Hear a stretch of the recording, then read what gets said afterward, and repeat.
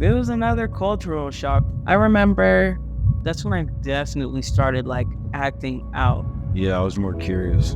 When they watched us, they watched us. They definitely looked after us. I mean, we had a village up here for sure.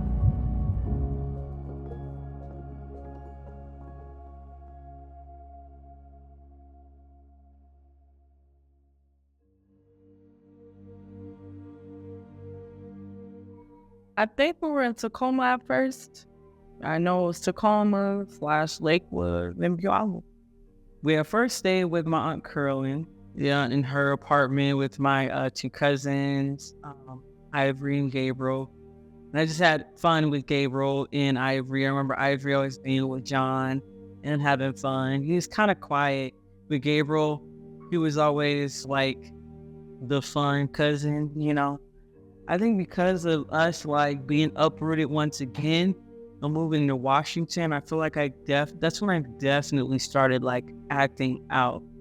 Remember, I was always scratching my brother and sister in the face. Like I was just bad. I was bad for a cool little 5 years after we had got to Washington State, especially being like the middle child and like, recognizing that I can get away with so much because my mom was not ever paying attention, was not attentive. If she was there, if she was at work, then it was somebody else watching us and I could still try and pull the same stuff.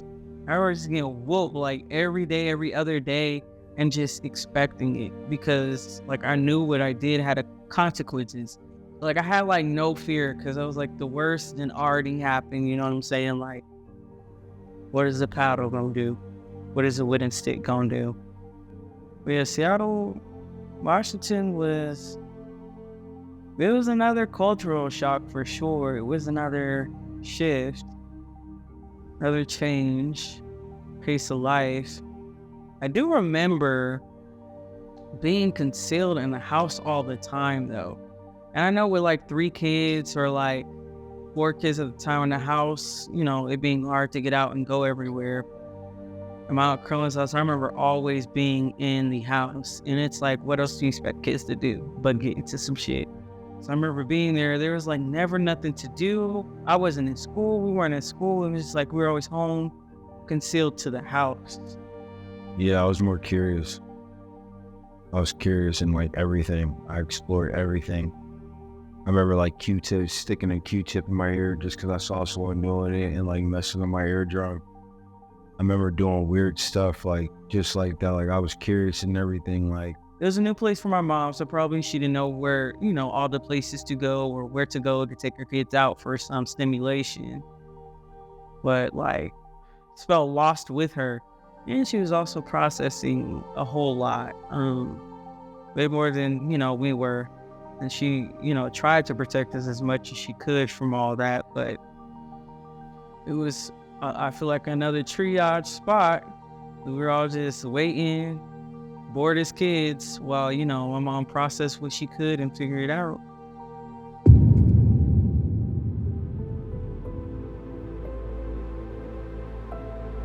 We went and stayed with my Carolyn's friend, Ms. D, at an apartment that was hers, but we were mainly staying with like her daughter. Her daughter was mainly there. I think she was still in school at the time or was graduating high school or something. But the place was always quiet and dark. Living with Miss D and like her daughter and how they treated us and even treated my mom. It was almost like we were just a burden, I felt like.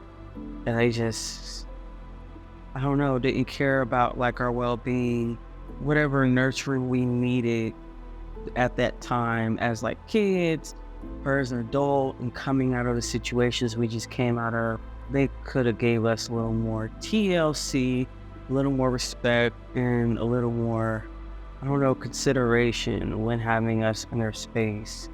There's never an excuse to just be evil and dirty to some kids and their mom.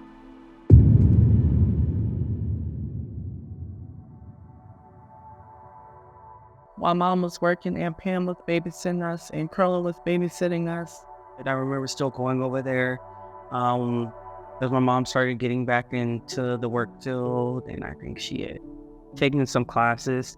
Aunt Curlin would attend to us or go over there and she'd watch us some days. And then also like my Aunt Pam was one of my favorite people too. I remember her always showing up. I remember them just taking really good care of us. They made sure we ate. That was always important. Every time they came in, did you guys eat? Did your mom feed you? Is there food here? If there wasn't food there, they made sure we got food. She was always on to us too. Aunt Pam, she still ain't no joke, but she's one of my faves. I love that lady. But she was always on to us, but never judged us, never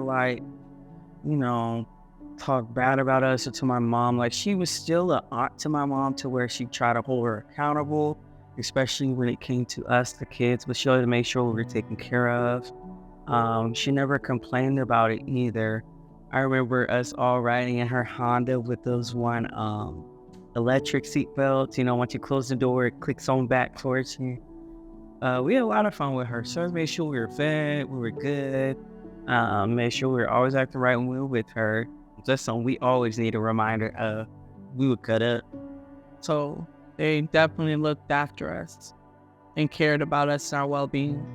But I remember her connecting us back to our Aunt Valerie and cousin Tasha and Shanti, and then their cousins, who's also our cousins, Courtney and Crystal, and just in Step also, my Aunt Pam's son. I remember Step taking us to like the park near. Valerie was always like present, making sure we were fed. We'd go to church with them often. Like, we always had fun and we were safe over there. Like, we were always taken care of. When they watched us, they watched us. There's nothing we could do, get away with, which is good.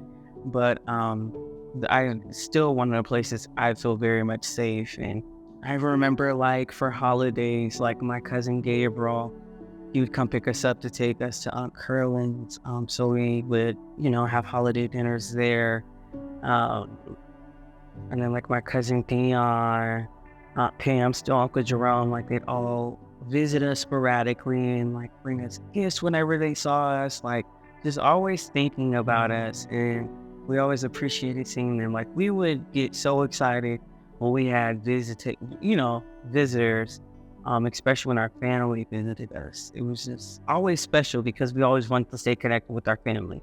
And then connections back home, of course, my grandma, both my grandmas, my aunt, and my uncles too, and cousins. Even if we did not want to talk to them all the time, she'd always be on the phone. My mom, my whole life, I just know her and the phone had a tight ass connection, calling back home and always handing us the phone. So, I mean, some ways we're just bound to keep connections with our family back home, but I do commend her for keeping us connected to them, the ones up here and down there for sure.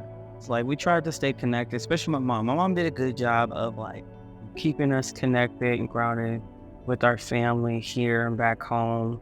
It was important, especially being up here with and witnessing a lot of people that my mom came, in contact with, who just wanted things from her, but having genuine people, because kids know energy. Like, we knew who was for us, who wasn't, whether it was family or not, and like who was genuine and who was always showing up. Kids see that, kids appreciate that. Because, we were able to, as we were growing up, see and discern, between the family members who was really genuine, who wasn't, and who could we actually rely on for such things. So I definitely appreciate my family for that. But yeah, those were the key folks. So, I mean, we had a village up here for sure.